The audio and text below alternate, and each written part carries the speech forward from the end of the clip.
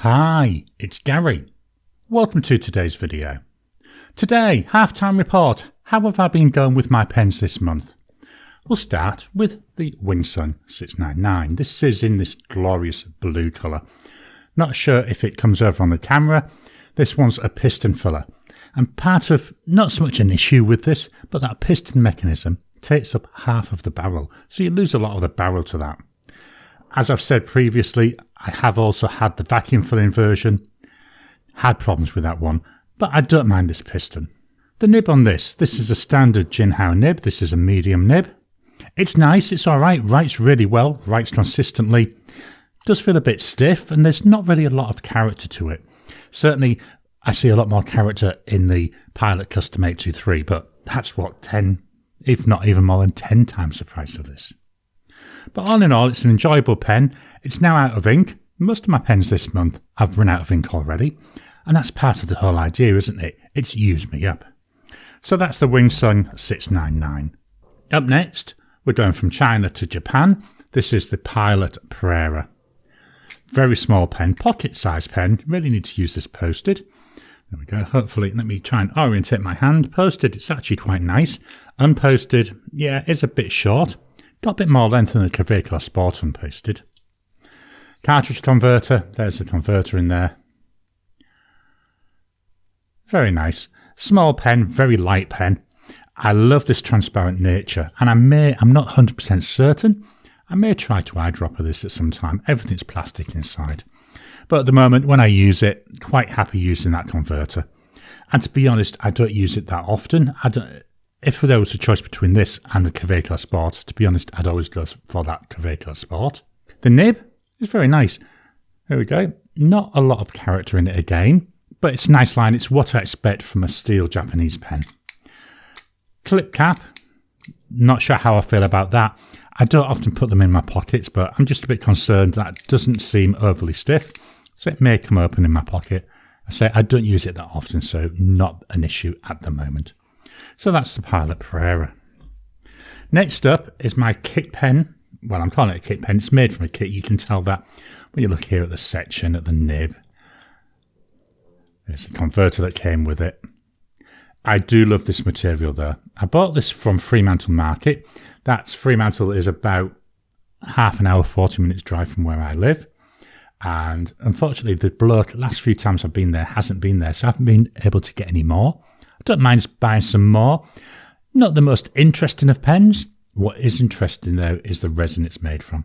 So he makes this himself. And he said what he does is he actually goes out and he gets various minerals and bits of rock and stuff like that. Mixes it up with whatever the paste is to make the resin. So it's all Australian apart from the fact it's a kit pen. Again, as I've already said, not an exciting pen. Writes okay. Does feel a bit thin to me in the section there. Very, very thin. My fingers are squashed against each other. But it is what it is. Although not directly related to this, I just wish he would sell the fountain pens by themselves. What he does is he actually sells it as a combo with a ballpoint. I have no interest in the ballpoint.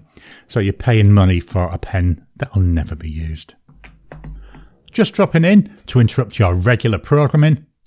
Would you like to help support the channel?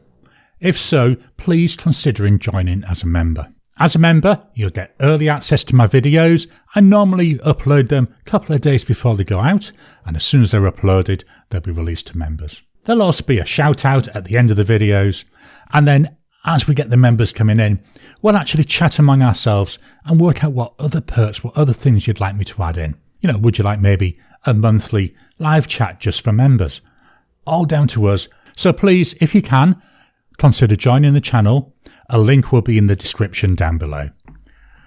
Coming up next, yet another pen that's empty. So far, all 4 pens have been empty. This is the Conklin, and this is the Duragraph. Beautiful, gorgeous colouring. Just look at that. This is very much reminiscent of a Parker duofold. It's got the Conklin nib there. Hopefully, let me get my hand behind that. Will that focus? I don't know, I'm moving my hands the wrong way. Here's some information. Suri's trying to tell me something. I'm just ignoring her. There's the Conklin nib there. Nice nib. consistent in that it will write and then suddenly stop. I don't know if it's a little bit of ink starvation or a flow issue, but it'd be writing away merrily, like you do. Then all of a sudden, the ink will stop flowing. All I do, twice like that. That's enough to get the ink flowing again, which is why I think maybe there's a little bit of ink starvation. As I say, this is now empty. It's cartridge converter. So what I've done is I've actually pulled out the nib and feed when I cleaned it and gave it a good run through an ultrasonic cleaner and then popped it back in. So hopefully that might solve that issue. If not, what I may try to do is maybe on the feed itself, I might run a craft knife down it to try and make the channel that the ink flows down a little bit wider, see if that helps. But other than that, really nice. I love the line it gives. I say it's consistent. It'll write all right for maybe half a page, stop, down 2 shakes, write again for another half a page. Because I know what it's doing, I don't mind because, I can fix it easy. So that's the Conlin Geograph. The next 2 pens, the final 2 pens, they've still got ink. First one is the Leonardo Ferror. This is in white salt. Love the pattern, love the colouring on this. There's like chatoyancy in there. You've got different, I know it sounds weird, different shades of white. You've got some translucency. You've got like a bit of pearlescence. I like the silver trim, or the silver coloured trim. I think they call it rhodium trim. Very, very nice. The nib. This is a 1.1 Yoho nib. There we go. Branded Leonardo. I love the section on this. The section, very nice. I like this old section. I know they've moved towards more of that hourglass type section now. I just find this really, really useful and really, really comfortable. This is a captured converter. As you see, we've still got ink. I might get another, well, I'll definitely get a day, maybe 2, but I don't know. Should get at least another day out of this. And of course, if you don't want to remove the body, you can remove the end cap to get to the converter mechanism. My issues with this, mainly with the writing. I love the line from the nib. Absolutely gorgeous. I love stub nibs. I've really got into them. I love what I see with this. The only issue, when I'm writing, especially on more textured paper, so where there's a little bit of fibre in it, I find that the nib on certain strokes, normally when I'm going across, it feels like the nib's catching a little bit. And, so it's normally not stretchy, but then you get this little catch. It doesn't tear the paper. It's livable. It actually, in a way, I know I'm saying it's an issue, but it also adds character because, again, I know it's there. I understand what's happening. I can live with it. And it adds character, so it just makes it feel a little bit different when I'm writing. So that's the Leonardo Ferror. Final starting pen. This is the Pilot Custom Heritage 92. This is in the black or transparent black colour. Beautiful pen. Only gold nibbed pen of the month. And here we've got, hopefully I can get that there. It's 14 carat nib, rhodium plated, so it's got that silver look. Personally, and this is just me, I wish they hadn't have plated it. I'd love to have seen that with the gold colour. I love the gold colour nibs when it's a gold nib. But it doesn't really matter. We've got the feed there. This is another piston filling pen. The piston mechanism on this one takes up about 2/3 of the body. Really is an awful lot of wasted space in there for that piston mechanism. I do understand why they need it, but it's still, it's a little bit of a niggle for me. And yes, I know I could get a cartridge converter type pen, is the 912 or something like that. I think this is the only piston filler that Pilot do. I may be wrong there, but I believe that's so.